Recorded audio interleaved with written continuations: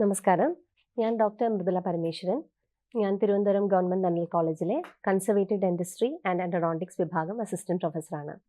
ഞാൻ ഇന്ന് നിങ്ങളോട് സംസാരിക്കാൻ പോകുന്നത് ടൂത്ത് അവൽഷൻ അഥവാ പല്ല് വേരോടുകൂടി അതിൻ്റെ സോക്കറ്റിൽ നിന്ന് ഇളകി പോവുകയാണെങ്കിൽ എന്തെങ്കിലും അപകട കാരണത്താൽ എന്ത് ചെയ്യണം എന്നുള്ളതിനെ കുറിച്ചാണ്. കോണ്ടാക്ട് സ്പോർട്സ്, അതായത് റെസ്ലിംഗ്, ബോക്സിംഗ്, അല്ലെങ്കിൽ ഫുട്ബോൾ, അല്ലെങ്കിൽ എന്തെങ്കിലും റോഡ് ട്രാഫിക് ആക്സിഡൻറ്റ് കാരണം, അല്ലെങ്കിൽ രണ്ടുപേര് തമ്മിലുള്ള എന്തെങ്കിലും അസോൾട്ട് കാരണമൊക്കെ നമ്മുടെ പല്ല് ചിലപ്പോൾ അതിനേൽക്കുന്ന ക്ഷതം കൊണ്ട് വേരോടുകൂടി അതിൻ്റെ സോക്കറ്റിൽ നിന്ന് ഇളകി തെറിച്ചു പോകാൻ സാധ്യതയുണ്ട്. അങ്ങനെയാണെങ്കിൽ അതിനെ തിരിച്ച് നമ്മൾക്ക് വയ്ക്കാനായിട്ട് സാധിക്കുമോ? അതിന് വിജയ സാധ്യതയുണ്ടോ? തീർച്ചയായും അതിനെ നമ്മൾക്ക് തിരിച്ച് അതിൻ്റെ സോക്കറ്റിലേക്ക് തിരിച്ച് വയ്ക്കാനായിട്ട് സാധിക്കും. അതിന് പറയുന്ന പ്രൊസീജിയറാണ് റീപ്ലാന്റേഷൻ. അപ്പോൾ ഇതിലെ വിജയത്തിനെ നിർണ്ണയിക്കുന്ന ഏറ്റവും പ്രധാനപ്പെട്ട ഘടകം എത്ര സമയത്തിനുള്ളിൽ നമ്മൾ ഈ പല്ല് തിരിച്ച് സോക്കറ്റിലേക്ക് വെക്കുന്നു, അത് എങ്ങനെ ആ പല്ല് നമ്മൾ ഡെൻ്റൽ ക്ലിനിക്കിലേക്ക് എത്തിക്കുന്നു എന്നതനുസരിച്ച് ഇരിക്കും. അപ്പോൾ അതിന് നമ്മുടെ വിക്റ്റിമായ ആളുടെ കൂടെ അവിടെ നിൽക്കുന്ന ആളുകളാണ് അതിന് വേണ്ട സ്റ്റെപ്സ് എടുക്കേണ്ടത്. ഒരുപക്ഷെ രക്ഷകർത്താക്കളായിരിക്കാം, സ്കൂളിലാണെങ്കിൽ സ്കൂൾ അധികൃതരോ, അല്ലെങ്കിൽ റോഡിലാണെങ്കിൽ ആര് വേണമെങ്കിലും ആകാം. അപ്പോൾ അവരെങ്ങനെയാണ് ഈ തെറിച്ചു പോയ പല്ല് കിട്ടുകയാണെങ്കിൽ അതെങ്ങനെ എത്രയും പെട്ടെന്ന് നമ്മൾ ഡോക്ടറിൻ്റെ അടുത്ത് എത്തിക്കാനായിട്ട് ശ്രമിക്കുക. അപ്പോൾ അത് എത്തിക്കുന്നത് നമുക്കൊരു സ്റ്റോറേജ് മീഡിയം ആവശ്യമാണ്. എങ്ങനെയാണ് നമ്മൾ അതിനെ ഹാൻഡിൽ ചെയ്യേണ്ടത്? നമ്മൾ വായ്ക്കകത്ത് കാണുന്ന പല്ലിൻ്റെ ഭാഗമാണ് ക്രൗൺ. അപ്പോൾ ഒരു കാരണവശാലും നമ്മൾ പല്ലിൻ്റെ വേരിൻ്റെ ഭാഗത്ത് തൊടാൻ പാടില്ല. കാരണം അവിടെ നമ്മുടെ പല്ലിനെ എല്ലുമായിട്ട് ബന്ധിപ്പിക്കുന്ന, വേരിനെ എല്ലുമായിട്ട് ബന്ധിപ്പിക്കുന്ന ചില സപ്പോർട്ടിംഗ് ടിഷ്യൂസ് ഉണ്ട്, പെരിഡോണ്ടൽ ലിഗമെന്റ് കോശങ്ങൾ എന്ന് പറയും. അത് ഏറ്റവും വയബിൾ ആയിട്ട് ജീവനോടെ ഇരുന്നെങ്കിൽ മാത്രമേ നമ്മൾ റീപ്ലാന്റ് ചെയ്ത് കഴിഞ്ഞാൽ ആ പല്ല് തിരിച്ച് എല്ലിലേക്ക് ബലപ്പെട്ട് ഇരിക്കുകയുള്ളൂ. അപ്പോൾ ഒരു കാരണവശാലും ആ പല്ലിൻ്റെ വേരിൻ്റെ ഭാഗത്ത് നമ്മൾ കൈകൊണ്ട് ടച്ച് ചെയ്യാനായിട്ട് പാടില്ല. അതാണ് നമ്മൾ ആദ്യം ശ്രദ്ധിക്കേണ്ടത്. പിന്നെ ഒരിക്കലും അത് ഡ്രൈ ആയിട്ടിരിക്കാനായിട്ട് പാടില്ല. കാരണം ഞാൻ ഈ പറഞ്ഞ പെരിഡോണ്ടൽ ലിഗമെന്റ് കോശങ്ങൾ വയബിൾ ആയിട്ടിരിക്കണമെങ്കിൽ അത് എപ്പോഴും വെറ്റായിട്ട് തന്നെ ഇരിക്കണം. അപ്പോൾ അത് നമ്മൾ ഡോക്ടറിൻ്റെ അടുത്തേക്ക് എത്തിക്കുന്നത് വരെ നമ്മൾക്കത് സൂക്ഷിച്ചു വെക്കാൻ ഒരു സ്റ്റോറേജ് മീഡിയം ആവശ്യമാണ്. അപ്പോൾ സാധാരണഗതിയിൽ HBSS എന്നൊക്കെ പറയുന്ന ഹാങ്സ് ബാലൻസ് സോൾട്ട് സൊല്യൂഷൻ, അല്ലെങ്കിൽ വയാസ്പാൻ, ഈവൻ കോൺടാക്ട് ലെൻസ് സൊല്യൂഷൻ, ഇതൊക്കെയാണ് നമ്മൾ സാധാരണ സയൻറ്റിഫിക് ആയിട്ട് യൂസ് ചെയ്യുന്ന സൊല്യൂഷൻസ്. പക്ഷേ ഇപ്പം പെട്ടെന്ന് നമുക്കതൊന്നും കിട്ടിക്കോണമെന്ന് നിർബന്ധമില്ല. അപ്പോൾ ഏറ്റവും എളുപ്പത്തിൽ ചെയ്യാവുന്നത് പേഷ്യൻറ്റിൻ്റെ തന്നെ, വിക്ടിമിൻ്റെ തന്നെ ഉമിനീര്, അതാണ് ഏറ്റവും നല്ല സ്റ്റോറേജ് മീഡിയം. അപ്പോൾ പേഷ്യൻ്റ് വിക്ടിം കോൺഷ്യസ് ആണെന്നുണ്ടെങ്കിൽ, ബോധത്തോടെയാണ് ഇരിക്കുന്നതെങ്കിൽ, നമ്മൾക്ക് പേഷ്യൻ്റെ നാക്കിൻ്റെ അടിയിലോ അല്ലെങ്കിൽ കവിളിൻ്റെ സൈഡിലോ ആ പല്ല് വെച്ച് കൊണ്ടുവരാവുന്നതാണ്. ഇനി അങ്ങനെ വെക്കാൻ പറ്റാത്ത ഒരു സാഹചര്യമാണ്, അല്ലെങ്കിൽ കുട്ടികളാണെന്നുണ്ടെങ്കിൽ ഒരു കണ്ടെയ്നറിലേക്ക് പേഷ്യൻ്റെ ഉമിനീര് കളക്ട് ചെയ്തിട്ട് അതിൽ ആ പല്ല് വെച്ച് കൊണ്ടുവന്നാലും മതിയാകും.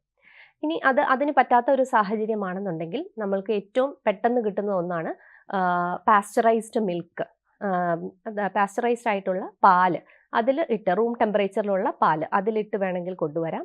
അല്ലെന്നുണ്ടെങ്കിൽ എഗ് വൈറ്റ്, മുട്ടയുടെ വെള്ള, അത് ഒരുപാട് അമിനോ ആസിഡ്സും ധാതുക്കളും ഒക്കെയുള്ള ഒരു ലിക്വിഡാണ്. അപ്പോൾ അതിൽ നമ്മൾ ഈ ഇളകിപ്പോയ പല്ല് വെച്ച് കൊണ്ടുവരുവാണെന്നുണ്ടെങ്കിൽ നമുക്ക് ഏകദേശം 6 മണിക്കൂർ വരെ ഈ പെരിഡോണ്ടൽ ലിഗമെന്റ് സെൽസ് വയബിൾ ആയിട്ട് തന്നെ അതിലിരിക്കുമെന്നാണ് ഗവേഷണം കാണിച്ചിരിക്കുന്നത്. അപ്പം മുട്ടയുടെ വെള്ള വളരെ നല്ലൊരു സ്റ്റോറേജ് മീഡിയമാണ്. ഇനി അത് കിട്ടിയിട്ടില്ല എന്നുണ്ടെങ്കിൽ നമ്മൾക്ക് കരിക്കിൻ വെള്ളം ഉപയോഗിക്കാവുന്നതാണ്. അല്ലെന്നുണ്ടെങ്കിൽ നമ്മൾക്ക് നോർമൽ സലൈൻ, എല്ലാ മെഡിക്കൽ സ്റ്റോറുകളിലും റെഡിലി അവൈലബിൾ ആയിട്ട് കിട്ടുന്നതാണ് നോർമൽ സലൈൻ, 0.9% സലൈൻ സൊല്യൂഷൻ. അപ്പോൾ അതിൽ പ്രത്യേകിച്ച് ധാതുക്കളോ അല്ലെന്നുണ്ടെങ്കിൽ പ്രോട്ടീനോ ഒന്നും ഇല്ലെങ്കിൽ തന്നെ ഒരു 45 മിനിറ്റ് വരെയൊക്കെ നമ്മൾക്ക് ഈ കോശങ്ങളെ വയബിൾ ആക്കി വെക്കാനായിട്ട് നോർമൽ സലൈന് കഴിയും. ഇനി ഇതൊന്നും കിട്ടിയിട്ടില്ലെങ്കിൽ സാധാരണ വെള്ളത്തിൽ, ടാപ്പ് വാട്ടറിലെങ്കിലും ഇട്ട് വേണം നിങ്ങളിത് ഡോക്ടറിൻ്റെ അടുത്തേക്ക് കൊണ്ടുവരാനായിട്ട്. പിന്നെ എത്ര നേരത്തിനകം നമ്മളിത് തിരിച്ച് റീപ്ലാന്റ് ചെയ്യുന്നു എന്നുള്ളതാണ് രണ്ടാമത്തെ മെയിൻ ആയിട്ടുള്ള ഫാക്ടർ, അല്ലെങ്കിൽ വിജയസാധ്യതയ്ക്കുള്ള നിർണ്ണയിക്കുന്ന ഫാക്ടർ.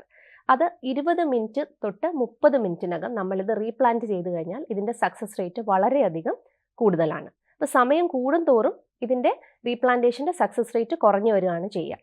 60 മിനിറ്റ്, അതായത് ഏകദേശം 1 മണിക്കൂറിന് ശേഷമൊക്കെ ആണെന്നുണ്ടെങ്കിൽ വിജയസാധ്യത വളരെ കുറവെന്ന് തന്നെ നമുക്ക് പറയേണ്ടി വരും. അപ്പോൾ നമ്മൾ എത്രയും പെട്ടെന്ന് ഇത് ഡോക്ടറിൻ്റെ അടുത്ത് എത്തിക്കുക. കഴിയുമെങ്കിൽ നിങ്ങൾക്ക് ആത്മവിശ്വാസം ഉണ്ടെന്നുണ്ടെങ്കിൽ ആ സോക്കറ്റിലേക്ക് നമുക്ക് പതുക്കെ ഈ പല്ല് വളരെ പ്രഷർലെസ് ആയിട്ട് വളരെ ചെറിയ പ്രഷറോടുകൂടി തിരിച്ചു വയ്ക്കാൻ സാധിക്കുമെങ്കിൽ അങ്ങനെ ചെയ്യാം. പക്ഷേ എന്തെങ്കിലും ഒരു തടസ്സം ഫീൽ ചെയ്യുകയാണെങ്കിൽ ഒരിക്കലും അത് ചെയ്യാൻ പോകരുത്. നേരെ സ്റ്റോറേജ് മീഡിയത്തിൽ ഇട്ട് ഡെൻ്റൽ ഡോക്ടറിൻ്റെ അടുത്തേക്ക് കൊണ്ടുവരാനായിട്ട് ശ്രമിക്കണം. ഇനി ഡോക്ടറിൻ്റെ അടുത്ത് എത്തിക്കഴിഞ്ഞാൽ ഡോക്ടർ ചെയ്യുക എന്നുള്ളത് ഈ സോക്കറ്റിനകത്ത് എന്തെങ്കിലും കട്ടകളോ ക്ലോട്ടൊക്കെ ഉണ്ടെങ്കിൽ അതെല്ലാം മാറ്റിയിട്ട് തിരിച്ച് അതിനെ പതുക്കെ റീപൊസിഷൻ ചെയ്യുന്നു. എന്നിട്ട് ഒരു ചെറിയ കമ്പിയുടെ സഹായത്തോടുകൂടി, ഫ്ലെക്സിബിൾ സ്പ്ലിൻ്റ് എന്നാണ് പറയുക, കോമ്പോസിറ്റ് പോലെയുള്ള മെറ്റീരിയൽ ഉപയോഗിച്ച് ഈ പല്ലിനെ നമ്മൾ അടുത്ത പല്ലുകളുമായിട്ട്, ഉറച്ചിരിക്കുന്ന പല്ലുകളുമായിട്ട് ബന്ധിപ്പിക്കുന്നു. അതായത് അതിനൊരു സ്റ്റെബിലിറ്റി കിട്ടാൻ വേണ്ടിയിട്ടാണ്, അത് മാറാതിരിക്കാൻ അല്ലെങ്കിൽ മൂവ് ചെയ്യാതിരിക്കാൻ വേണ്ടിയിട്ട് നമ്മൾ ചെയ്യുന്നതാണ് ഒരു ഫ്ലെക്സിബിൾ സ്പ്ലിൻറ്റ്. പിന്നെ വളരെയധികം ശ്രദ്ധിക്കേണ്ട ഒരു കാര്യം, ഇപ്പം ആക്സിഡൻ്റ് ഒക്കെ ആണെന്നുണ്ടെങ്കിൽ ചിലപ്പോൾ ഈ വേരിൽ അഴുക്കോ പൊടിയോ ഒക്കെ പറ്റി പിടിച്ചിരിക്കാം. അങ്ങനെയാണെങ്കിൽ ഒരു കാരണവശാലും നിങ്ങൾ കൈകൊണ്ട് അത് റബ്ബ് ചെയ്യാൻ പാടില്ല. വെള്ളത്തിൻ്റെ അടിയിൽ ജസ്റ്റ് റണ്ണിങ് വാട്ടറിൻ്റെ അടിയിൽ ക്രൗണിൽ പിടിച്ചുകൊണ്ട് അത് കഴുകി വാഷ് ചെയ്തതിന് ശേഷം വേണം നമ്മൾ സ്റ്റോറേജ് മീഡിയത്തിലേക്ക് ഇടാൻ. അങ്ങനെ നമ്മൾ റീപ്ലാന്റ് ചെയ്ത പല്ല് ഫ്ലെക്സിബിൾ സ്പ്ലിൻറ്റ് കൊടുത്ത് ഒരു 7 തൊട്ട് 14 ദിവസം വരെ, ഏകദേശം 2 ആഴ്ച കഴിയുമ്പോൾ നമ്മൾ പേഷ്യൻറ്റിനെ റീകോൾ ചെയ്യും. അന്നേരം ഏകദേശം മിക്കവാറും കേസുകളിൽ നമ്മൾ പെട്ടെന്ന് റീപ്ലാന്റ് ചെയ്തതാണെങ്കിൽ പല്ല് ഉറച്ചിട്ടുണ്ടാകും. അപ്പോൾ ഈ സമയത്ത് പേഷ്യൻറ്റിന് നമ്മൾ സോഫ്റ്റ് ഡയറ്റായിരിക്കും പ്രിസ്ക്രൈബ് ചെയ്യുന്നത്. കട്ടിയുള്ള ആഹാരങ്ങളൊന്നും കഴിക്കരുത്.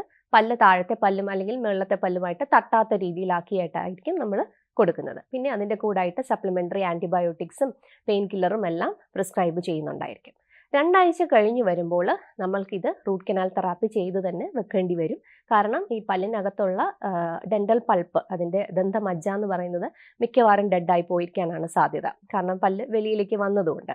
അപ്പോൾ നമ്മൾ ആ അപ്പോയിൻമെൻറ്റിലായിരിക്കും മിക്കവാറും റൂട്ട് കനാൽ തെറാപ്പി ചെയ്യുന്നത്. ഇനി 60 മിനിറ്റിന് ശേഷമാണ് നിങ്ങൾ ഡെൻറ്റിസ്റ്റിൻ്റെ അടുത്ത് എത്തുന്നതെങ്കിൽ നമ്മൾക്ക് പുറത്ത് വെച്ച് തന്നെ റൂട്ട് കനാൽ തെറാപ്പി ചെയ്തതിന് ശേഷം പല്ല് റീപ്ലാന്റ് ചെയ്യാവുന്നതുമാണ്. അങ്ങനെ വൺസ് ഈ പല്ല് നമ്മൾ ആ കറക്റ്റ് പൊസിഷനിലേക്ക് ഉറച്ചു കഴിഞ്ഞ് റൂട്ട് കനാൽ തെറാപ്പി കഴിഞ്ഞ് കഴിഞ്ഞാൽ നമ്മൾക്ക് ആവശ്യമെങ്കിൽ പല്ലിന് ക്രൗണോ വെനീറോ കൊടുക്കാവുന്നതാണ്. അപ്പോൾ ഇങ്ങനെയാണ് നമ്മൾ ഒരു പല്ല് വേരോടുകൂടി സോക്കറ്റിൽ നിന്ന് ഇളകിപ്പോയാൽ, ടൂത്ത് അവൽഷൻ വന്നു കഴിഞ്ഞാൽ അത് മാനേജ് ചെയ്യേണ്ട രീതി. Thank you.